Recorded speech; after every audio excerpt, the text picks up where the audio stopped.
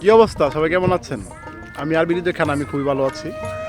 আজকে মনে করেন আয়া পড়লাম যে মেঘনার পার, আপনাদের দেখাইতাম হালকা পাতলা কিছু। ঠিক আছে, লগে যারা লুয়েছি আর দেখলে তো আইসালার বুঝতে এলো রে। এই যে তার নাম হচ্ছে জুয়েল পাটোয়ারি। আজকে আমার মন ভালো নেই। আরে বাবা রে, শরীরটা দুর্বল। শেষ। আগের মতো আরেকজন দেখাইতাছি, ঠিক আছে, আরেকজন দেখাইতাছি।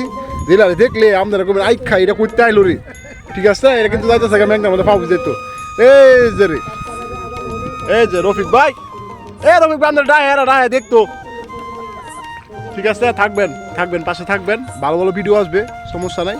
আমরা এখানে আসলাম জুয়েল বেনে একটা শুটিং করতাম। জুয়েল ভাইকে গান গান তো কি গাবো? আসলে গান গাওয়ার আসলে আমার আজকে মানসিক সমস্যা। সমস্যা। তা কিন্তু গান গাইতে আর কিন্তু গাইতো না, পাবলিক ফাংশন তো একটু সমস্যা। তো রফিক ভাই দিয়ে কি কর?